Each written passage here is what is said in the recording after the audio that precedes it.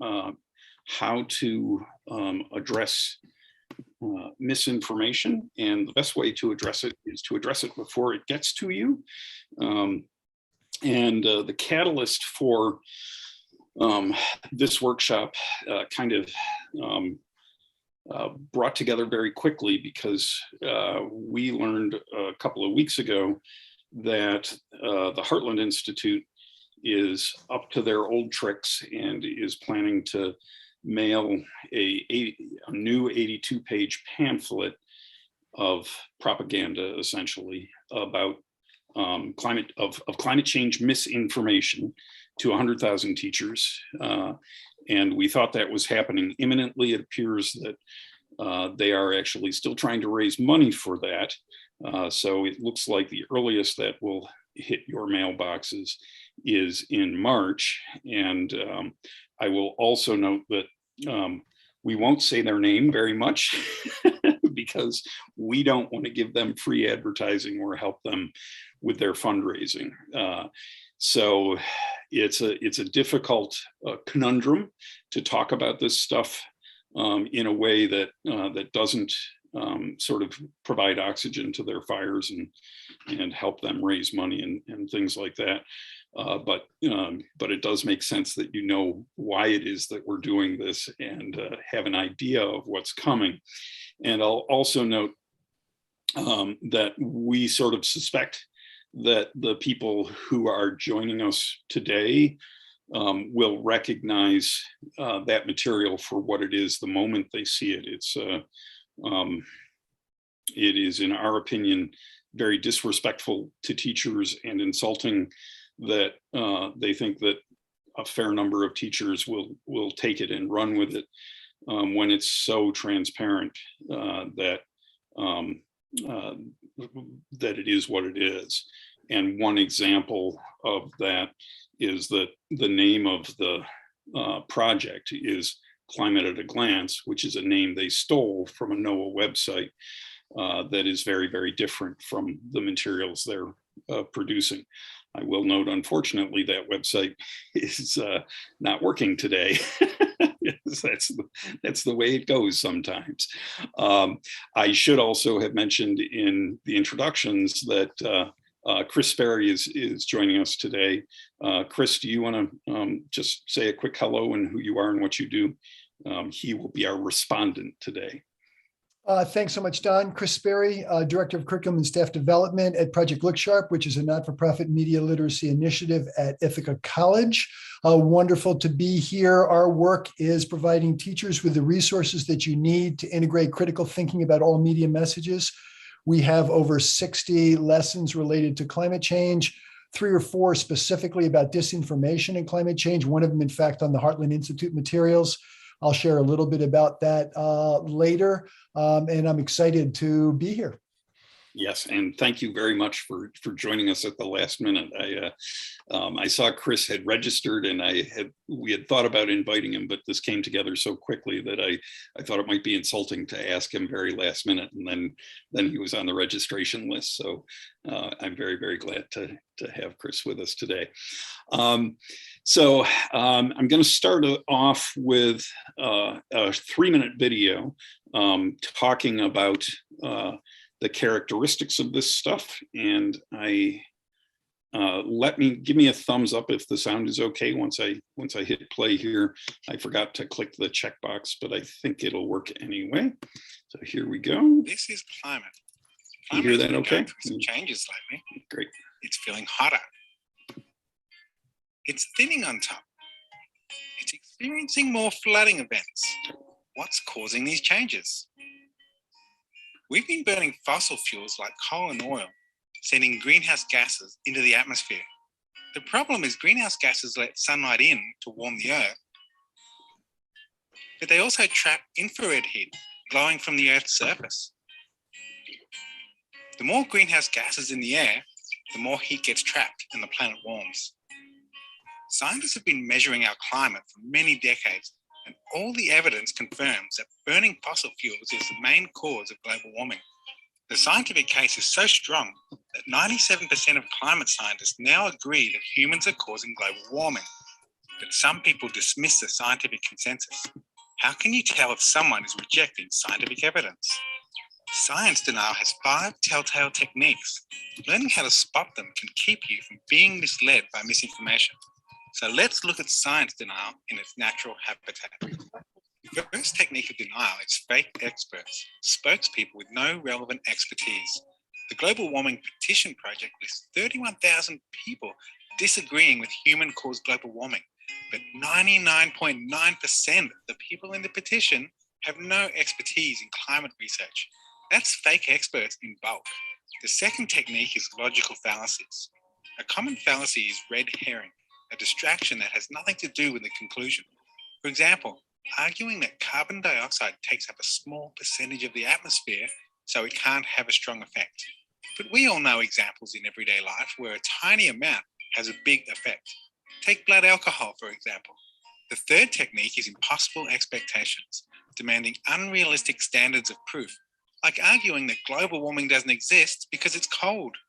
Cold weather won't disappear during global warming, it's just less likely. The fourth technique of denial is cherry picking, focusing on select pieces of data while denying any science you disagree with. Arguing that global warming hasn't happened over a short period ignores the bigger picture, long-term global warming.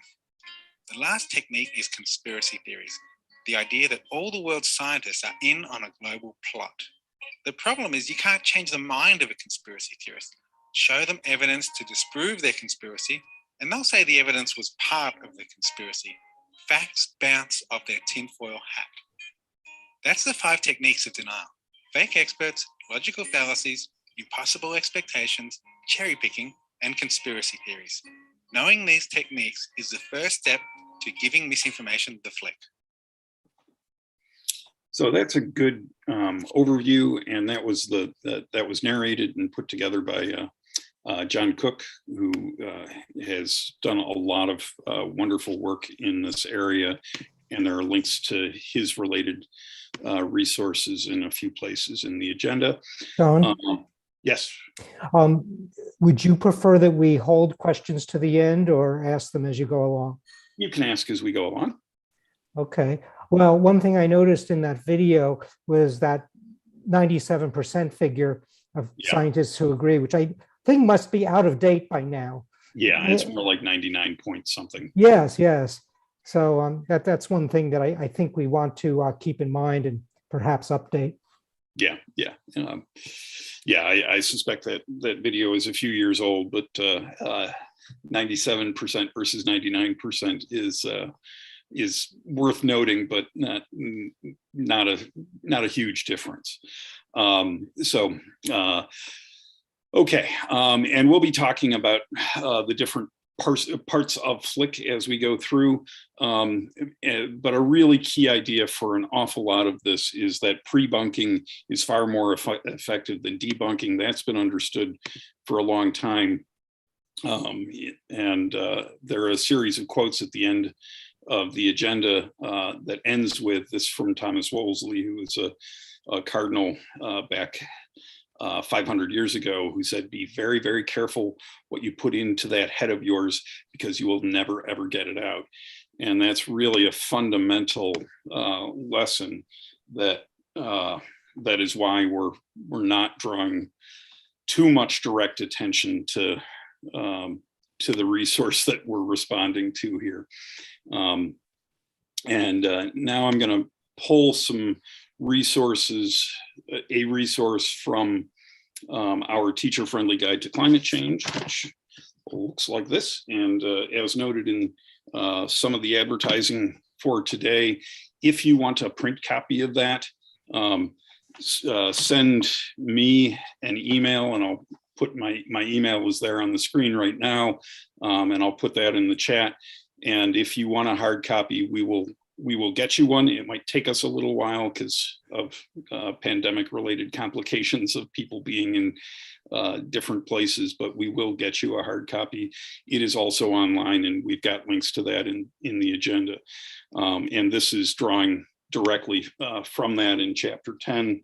There's a section on rules of thumb for teaching about controversial issues, and really teaching and talking the rules are pretty much the same.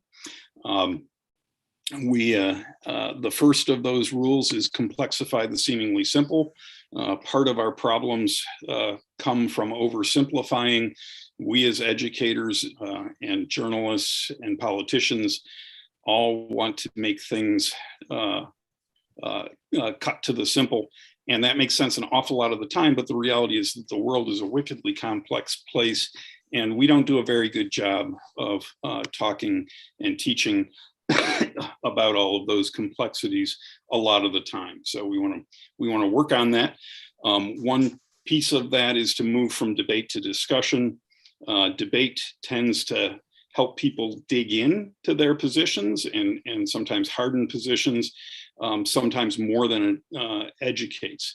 And if you use debating in your instruction, I urge you to use it very, very carefully and learn about all the ins and outs of the complexities of doing that. And I think generally you want to move from debate to discussion.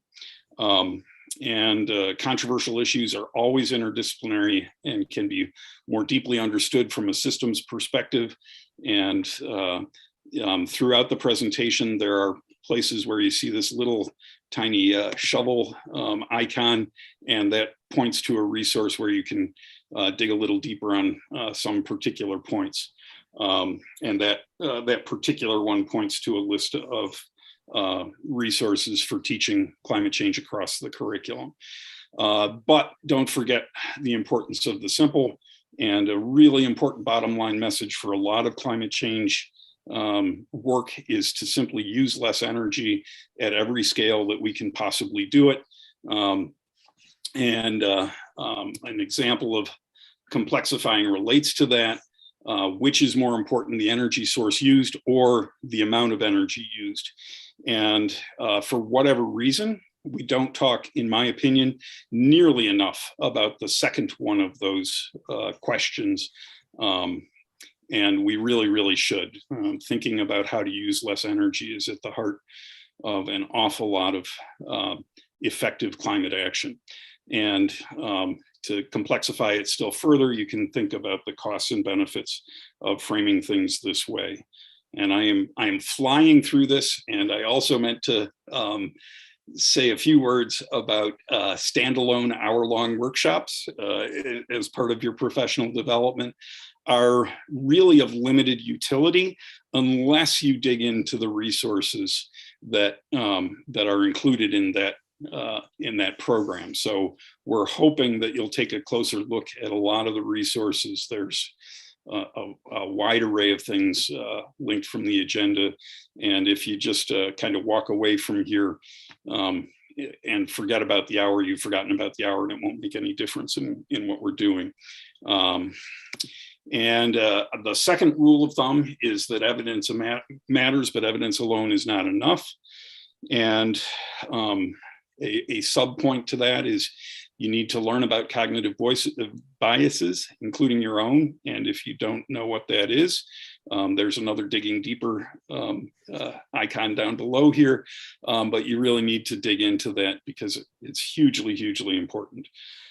You do want to state evidence clearly and directly and identify a small number of key points a lot of the time and be blunt. You want to call out logical fallacies. And if you don't know what those are, you want to look into that and note that mathematics matters, and we struggle with it tremendously. We did one of these workshops, I think about a year ago, on teaching scale. And the reality is we have a hugely hard time understanding scale and the things that we can do to help our students better understand the difference between 1,000, a million, a billion, and a trillion, and why that matters in the modern era is profoundly important. And we can point to some resources for helping with that as well. And what did they say here? So there's a little word on scale. You also do want to be nice, but note that there are limits. And what being nice means is different in different audiences. So you need to know your audience. If I'm talking in a church basement, which I've done a fair number of times, that may be a very different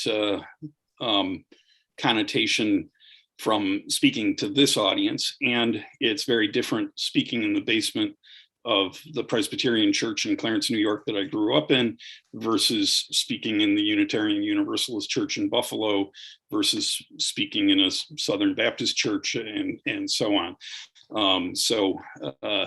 That is also part of the complexity. It's also, I think, really, really important to pay attention to the fact that for the most part, people are not lying when they say things that challenge the consensus, the scientific consensus about climate change. However, it is for the most part, and there are very, very important exceptions. And I think if you look at the resource that inspired this workshop today, it's very clear that they know they're misleading from some of the things that they're doing. So a lot of people aren't lying, some people are. Note that advocacy can deepen convictions more than understandings, and don't let the bastards get you down. That's important too. Just taking a quick look at a minute-long video about some of the problem with people like this is that they are so stupid that they have no idea how stupid they are. You see, if you're very, very stupid, how can you possibly realize that you're very, very stupid? You'd have to be relatively intelligent to realize how stupid you are. There's a wonderful bit of research by a guy called David Dunning at Cornell, who's a friend of mine, I'm proud to say, who's pointed out that in order to know how good you are at something requires exactly the same skills as it does to be good at that thing in the first place, which means, and this is terribly funny, that if you're absolutely no good at something at all, then you lack exactly the skills that you need to know that you're absolutely no good at it. And this explains not just Hollywood, but almost the entirety of Fox News. And that piece can be, I think, used with a lot of different audiences effectively, but it is calling people stupid. The trick is to have it not be calling the person you're talking to stupid, but recognizing that all of us are stupid in certain ways an awful lot of the time. And the label here, inserting the Fox News when he also called out Hollywood, really isn't helpful at all. And that's a good way to irritate your some subset of your friends, is to blatantly call them stupid. And just remembering that being nasty is a really poor strategy for winning people over to your point of view. You really don't want to say you're a moron or imply that along the way. And I will note that I am guilty of forgetting that from time to time, but I do my best to remember it in appropriate settings. The fourth rule of thumb for addressing controversial issues is that persistence matters. People do change their minds on things that matter. My favorite example is gay marriage. The fact that here in 2022, the majority of Americans, the majority of people in both major political parties in this country support gay marriage is mind-blowing if you were sitting in even 2000, 20 years ago. And it's been the law of the land for quite a few years now. That is a huge change, and there's lots to think about related to how that change of mind on a societal scale came to be in fairly short order. The reality, of course, is it wasn't really in fairly short order. There was a lot of work that preceded what appeared to be a fairly rapid change. So the piling on of evidence can bring beliefs to a tipping point, and looking at a good example of that. Both the president and I are vaxxed, and did you get the booster? Yes. I got it too. Okay, so yeah, so that is from just, I don't know, a month or two ago, and it sure didn't look like that was going to be words that either of those guys would have said a year or so ago. And I think they changed their mind because the evidence piled on and piled on that what they were doing was killing people. So people do change their minds, and we change our minds. I'll note that I'm divorced, I initiated that divorce. So there's a personal example of a big change in my own beliefs. I also do not subscribe to the religion that I was raised in. And there are other examples that I can think of from my own life where I changed my mind. And I think it's really helpful to think about the big changes of mind and changes of heart that you've had in your life when you're working with folks on these controversial issues. And the fifth and final rule of thumb is to use your place in the world as a starting point. So think about whatever you're talking about, how it plays out in the place where you live, and that's culturally, geographically, in the various communities you belong to. How do you connect it to that stuff? And a couple of resources for that. The Energy Information Administration website has an incredible interactive map for looking at essentially all of the major energy infrastructure in the United States, and you can click on every power plant and see how much power it produces and how much it has produced over time and when it came online, and all kinds of interesting things to bring it home to wherever it is that you live. And if the Climate at a Glance website was working right now, you could look at all kinds of relevant climate data. And there's actually other NOAA sources that are working right now, but I wanted to use Climate at a Glance since the Heartland folks stole that name. And that is that piece. And where are we on time?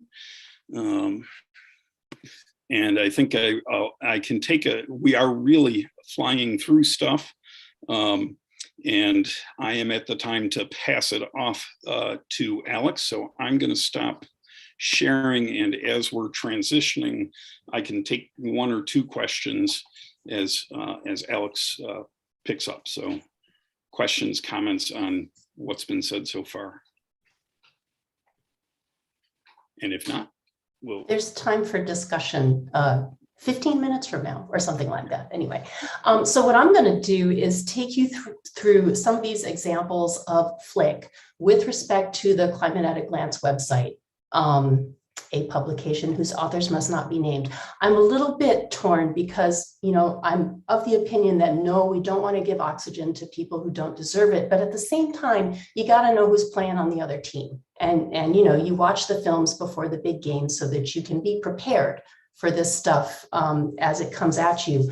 And so with that in mind, I'm going to use some examples from the Climate at a Glance website in each one of these categories. My first example is actually none of the above, and I didn't really know where to fit it into this framework, so we're just going to do it first. And that is to look at this graph from the Mauna Loa Atmospheric Observatory, measurements of atmospheric carbon dioxide concentration beginning in 1958. And it's one of the best illustrations that we have of the nature of the problem that confronts us, okay? But I can make that problem go away. What did I do? Hands up, shout it out, put it in the chat. They changed the scale.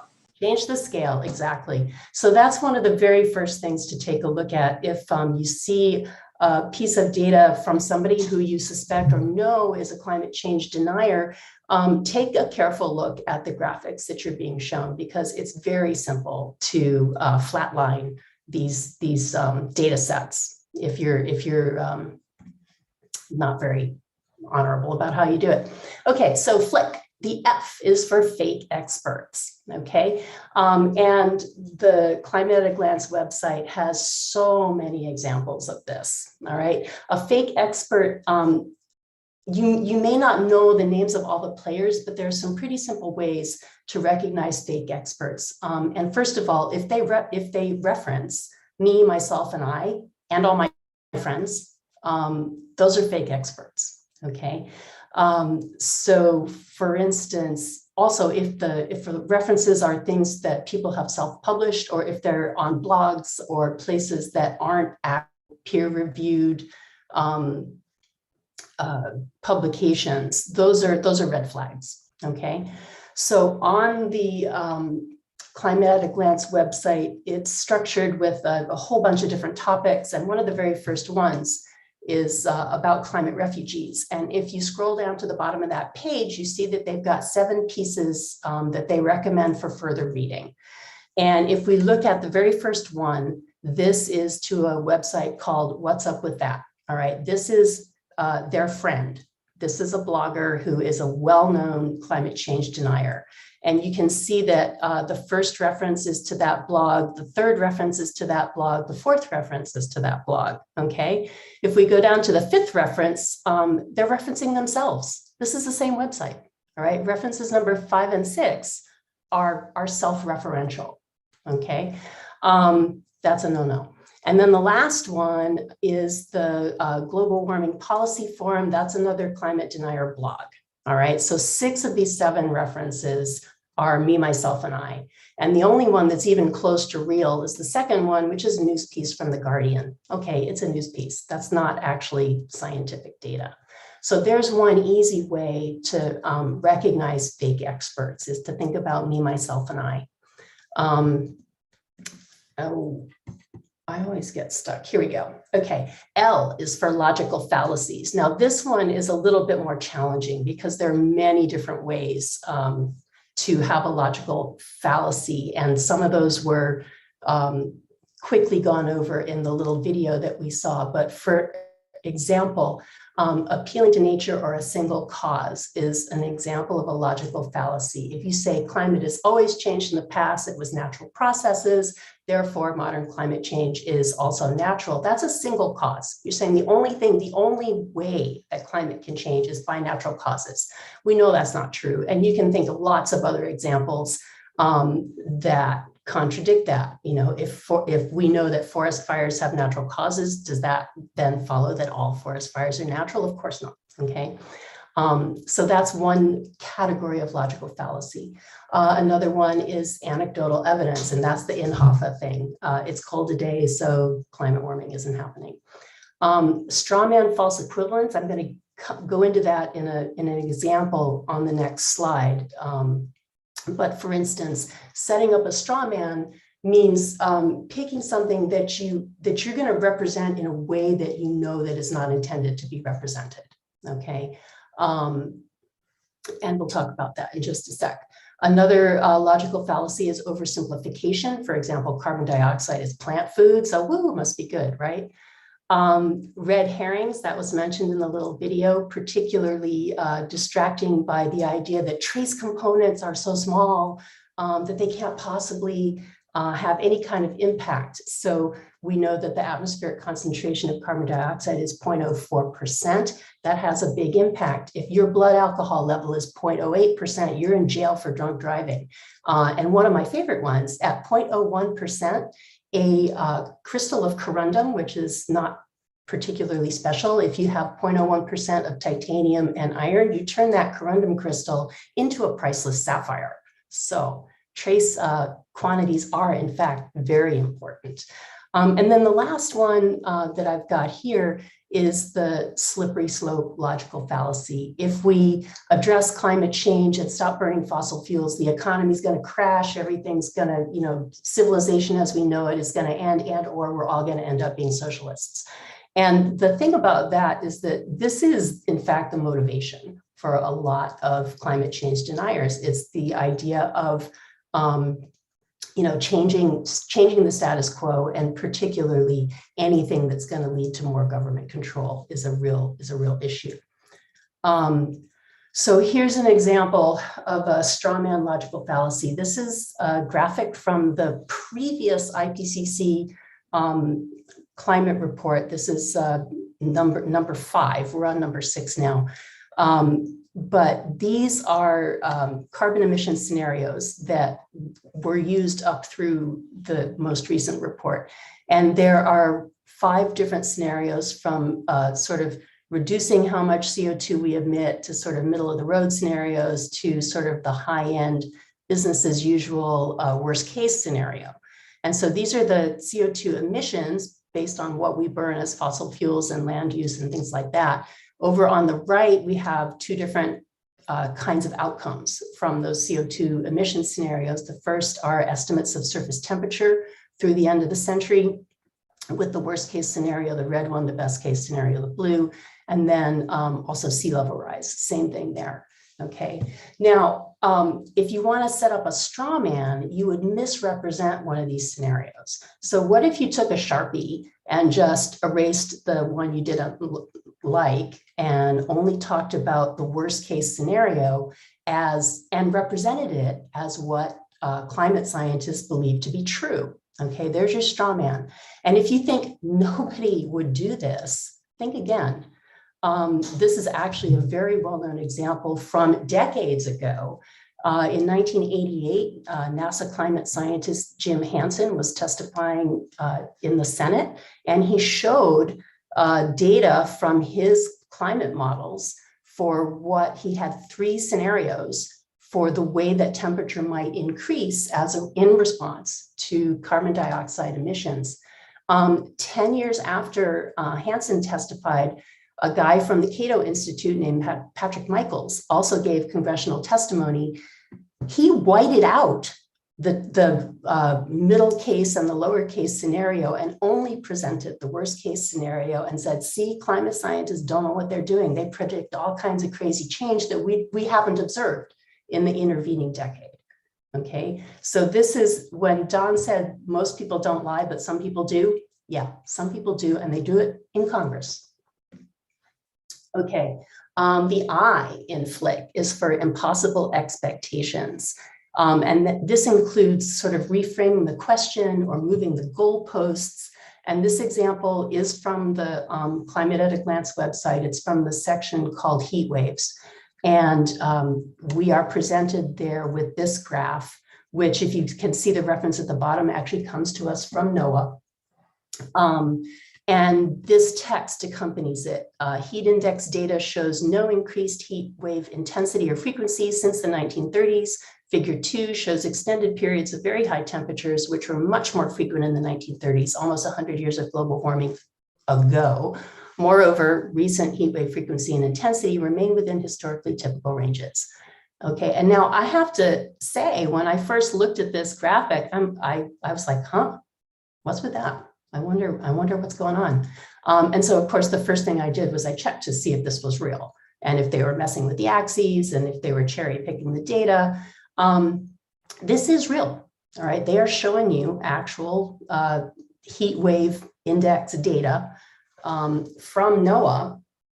But the thing to know about this is when NOAA presents it to you, it's given in a very different context from what Heartland does. And also the other thing to know about this data is what's really important is the area under these curves. It's the intensity and duration and the spatial extent of these heat waves.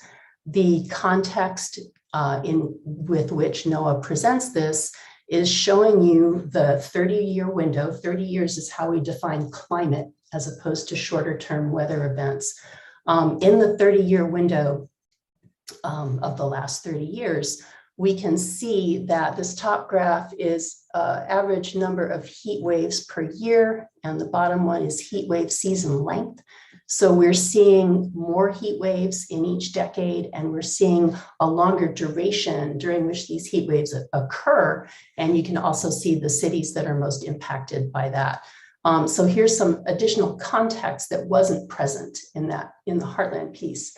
And then the other thing, this always happens to me, the little zoom window is hiding the right-hand part of my screen. The other thing that NOAA tells us is that the longer term records, like we saw in that graph, show that the 1930s remain the most severe heat wave recorded in US history. So nobody's denying that the 30s were in any way normal. They were absolutely exceptional. And so to me, this is a sort of a case of moving the goalposts, because if we have to compare ourselves to the Dust Bowl, is that really what we want to be doing? If we're not going to be concerned about heat waves until it's as bad as the Dust Bowl, is that really what we want to be doing? Is that the way we want to be looking at this or thinking about it? I would say the answer is no. I think this is what, for most of our students, this is their nightmare scenario, right? This is why they're so terrified, is because we know that these kinds of things are possible. And if you had the opportunity to intervene and do something about this, wouldn't you? You wouldn't just look the other way. And particularly, this is also a really good example of climate refugees, because we had 3.5 million people moving in the 1930s when the US had a population a third of what it does now. So this is something we certainly want to work to avoid. Okay, C for cherry picking. So many cherries, so little time. Okay, cherry picking means taking a subset of a data set in order to demonstrate the thing you want to show. Okay, so the first tree demonstrates the cherries are green, right? And also on the Heartland website, still on the Heatwave page, we've got a nice example of cherry picking. This is another graph that they show, also from NOAA. And look at the axes on this one. We are looking at a time window from 26 to 2020, so 15 years. That ought to sort of ring a little bell in your head right away. 15 years is not very long. So are we actually cherry picking this data? In fact, yeah, we are. Okay, if you look at the full climate record going back to 1895, you can see that we have a clear upward trend in terms of these heat anomalies.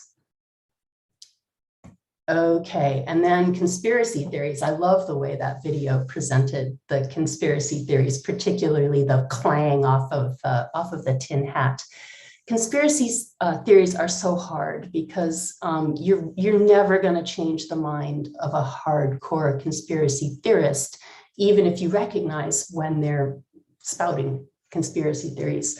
One of the ones that people will put forward most often is that climate scientists are only in it for the money. We do it because we want to be famous, because we want to be wealthy, because we want to work, always have job security, right? But if you follow the money, here on the left, we've got the budget for the National Science Foundation for the year 2020. You can see it's $8 billion. On the right, here's the capital and exploration expenditures of ExxonMobil. And again, I can't see the number, but I think it's about 22 billion last year, and well, 2 years ago now, I guess, and 31 billion in 2019. So yeah, where's the money? And if you, in fact, add up the budgets for NSF, for the EPA, for NOAA, you might get to what it is that ExxonMobil spends in a year. So that's one thing to know about this idea that scientists are in it for the money, and you know this, we're not. Okay, so discuss. This is where you get to unmute and go for it. Okay, I think we're gonna start with Chris. I Okay. leave for a second. So Chris, you want to be our initial respondent, and then we'll open it up to the whole crowd. Absolutely. Boy, so much great work and so much to take in.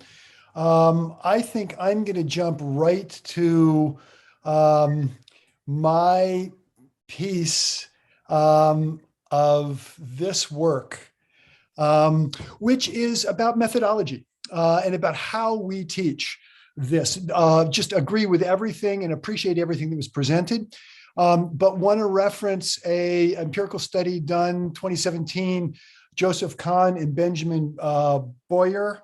I'll put that in the chat with some other resources. They studied how young people assess truth claims in the media. It was particularly focused on politics, but I think it applies very much to these issues as well. And they disaggregated two groups of students who know a ton about politics. I think this would work for science as well, and students who not only knew very little, really cared very little about politics.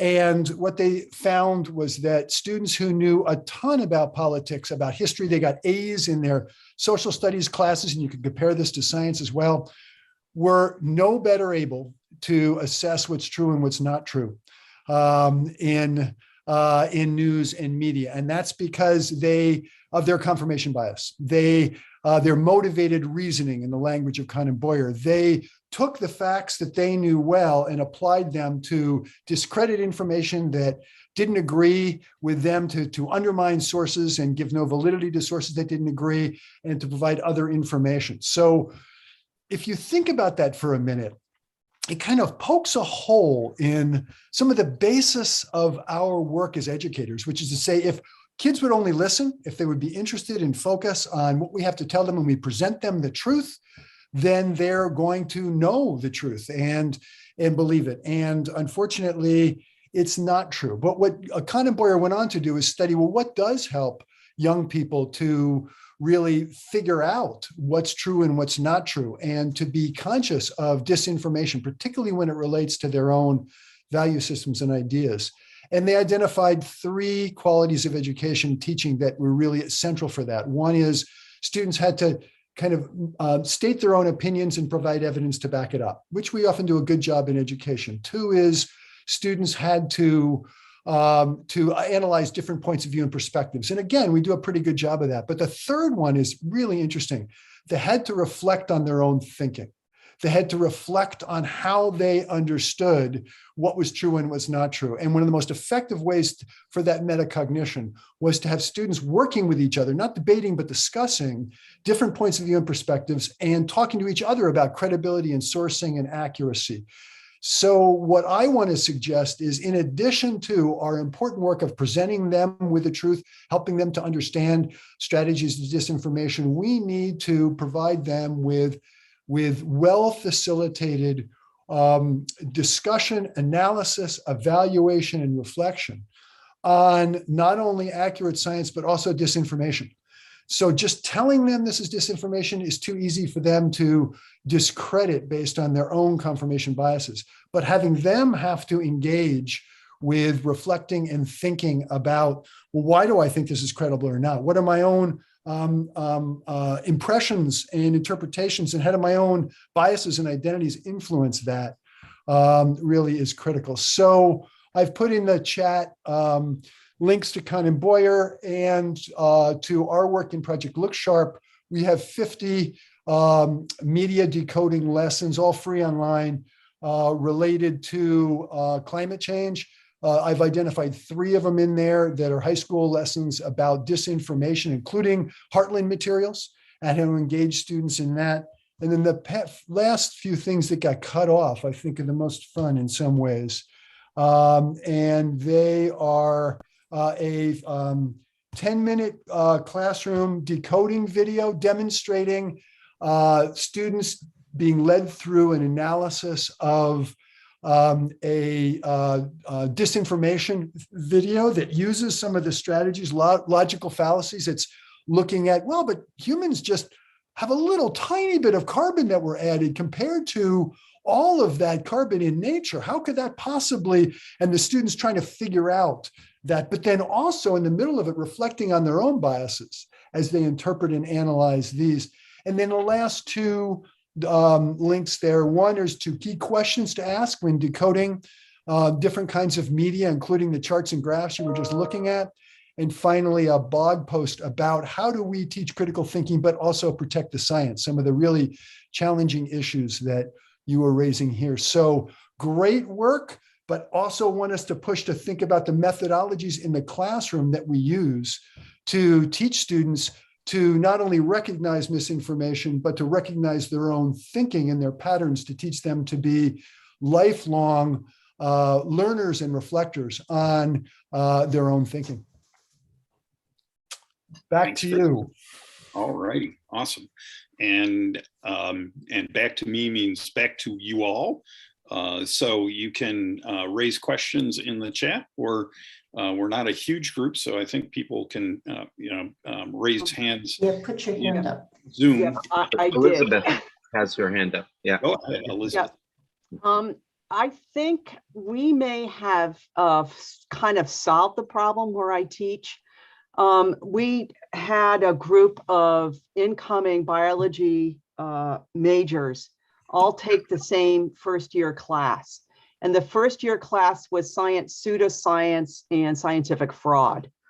We really taught them how to critically think about the information that was provided to them. We had guest speakers come on and speak about homeopathic medicine and how statistics can be twisted to really try to pinpoint whatever you want. At the end, their end project was to develop a false product and sell it. And what they learned from that is how easy it is to dupe people into believing whatever. And the students and the response from the class was like, I am so glad we took this our first semester, because you've really given us food for thought about how to approach reading primary literature, how to analyze what news is presented by whatever organization, you know, and so forth. So I would put that out there as something that other institutions should consider. Yeah, so where are you, Elizabeth? I'm at Eastern Connecticut State.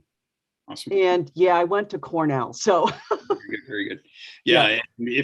Do you have like a syllabus online? Sure. Yeah, if you want to put that in the chat, we can add that to the Gotcha. resource. And I saw another Elizabeth's hand go up, but then it went down.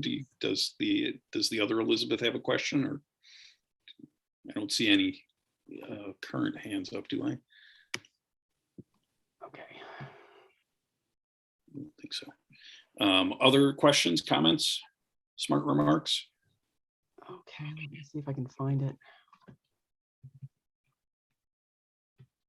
There is much more we can say if you want us to. We have a huge array of resources, as does Project Look Sharp. And Ingrid put in earlier the link to one of the pages, at least one of the pages for Teach Climate Science and the Teacher-Friendly Guide. And I see Regina's got a hand up. So Regina, go ahead. No, it's Regina. Regina. So in today's really hot political climate, how do you respectfully, I know how I'm looking for techniques on how to de-escalate when certain people come in with super strong, forceful opinions, and we can say, yes, I hear you, but do you have any, rather non-fallible ways of de-escalating a situation before it even starts? I have one answer. Go ahead. Which is to start by asking them some questions. Where do you get your information from? Where did you hear this? Tell me more. I want to understand where you're coming from. Because in order to change anyone's mind, you have to start from where they are and understand how they're thinking. So anyway, one of the first things I do is I ask them where they get their information, and we can get into a discussion about reliable versus unreliable sources. Yeah, and another piece is to ask them if they're 100% certain, on a scale from 1 to 10, how certain are you? And if they're absolutely positively convinced, one thing you can do is point out things where maybe you've been 100% convinced and ended up not being right and changing your mind. But chances are actually pretty good that they're not 100% certain. And if you probe on that and ask, okay, so you said a 3 or you said a 7 out of 10 instead of a 10 out of 10. So what is it that makes you not be a 10? And then you can dig into that. And there's actually a really interesting I learned about it from Facebook, smart politics discussion, and I forget SMART stands for something. I will find it and I will put it in the chat. But it's a really sort of well-designed approach to dealing with those issues. But it's also important to note that none of them are fail-safe. None of them work absolutely. And a tragic story of a grade school friend of mine who's an evangelical minister and was raised an evangelical and is very politically different from me. But we're still friendly. But he was a vaccine denier kind of guy, and his sister died in November from COVID, and his brother died in December from COVID from going to his sister's funeral. And they didn't. There were more masks. I watched the videos online. There were more masks at the second funeral than the first, but there was no mention of masks or vaccines or anything. So even when it comes to people you know and love dying, it doesn't change people's minds, which is just, I don't think I'll ever really be able to wrap my head around it, but it's important to know that, even if I can't really wrap my head around it, that some people just aren't going to change their minds no matter what.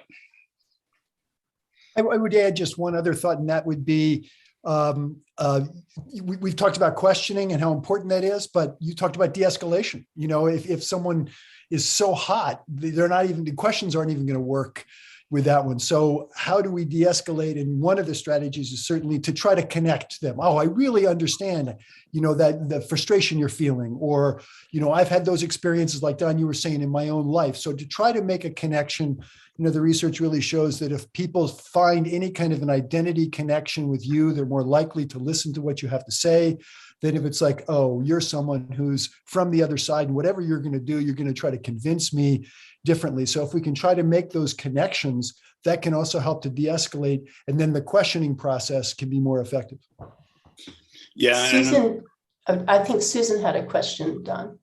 I was just going to add that what Len and I used to do in the classroom, and also when we would do presentations to adults, is we would tell them, first off, we'd like them to keep an open mind as we present our information. And then we ask them to be like a juror, you know, to consider the evidence, you know, and what was that evidence based on? You know, what are the sources? As you mentioned before, are the sources reliable? Are they scientific? Are they authentic? Have they been tested? You know, is it opinion? A lot of times you see things that are posted that are just basically opinion. So we always try to have them think of themselves like, okay, you're a juror looking at this information, and now try to consider, you know, what your view might be on it. And Carla's got a hand up. Hi, Carla. Hi.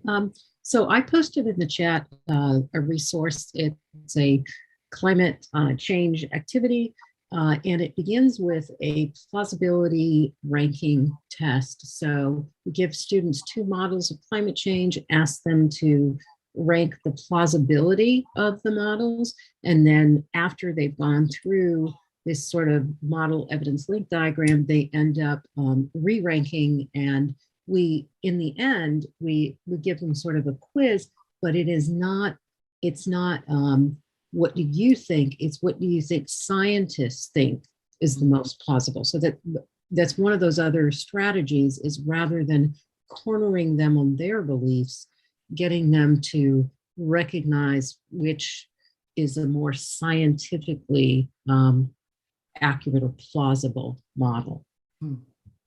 So anyway, it dovetails off of what Chris had said about having students reflect on things. So I just put that in there for folks. Yeah, I'm going to note that it is 5:30. I can stay on, but I want to give Alex permission to go to bed because it's 11:30 in Paris. I'll stay on a little bit. I see Cheryl's got her hand up. And I see Cheryl's got her hand up. And Rob, do you want to put the link to the feedback survey in the chat? Sure, I will. Okay. Cheryl, Yes, so I grew up in the 60s, in a very, very conservative community. And one of the things that helped me and made me really strong today is something like Elizabeth was talking about. Are you the one that was talking about the class that you taught with the kids? Your picture's different. Yes. Okay. Yeah. So we had something like that, but it was considered a social science class. And it was all about preemptiveness. Okay. And, you know, my teachers had lived through World War II and the McCarthy era. And teachers were at the very front end of that, whether we wanted to be or not, you know. So they had lived through this kind of thing just like we are, only more dangerous because some people were actually run out of town, you know, sent to another country. So anywho, the thing is, we had this class and she started out, our teacher started out, she had us, she made sure that we had subscriptions to 3 magazines, weekly news magazines. And then she explained all this and talked about, like, let's see how you can find out. And so she would give us all these things that Elizabeth is talking about in her class. And they did that ahead of time. Because I will tell you, Regina, I don't know how it is for you, but if I don't feel a confidence in something that I'm going to have to buck up against, you know, I am not the type of personality that I could actually say some things that I know in my head I should be saying. Okay. Because, you know, it's just like, oh, these are my kids, you know? So anyway, if you teach that class, it could be a 9-week class. How long was yours, Elizabeth?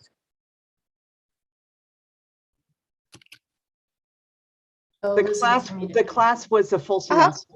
Okay, so a full semester, and we met an hour and a half Monday and Wednesday.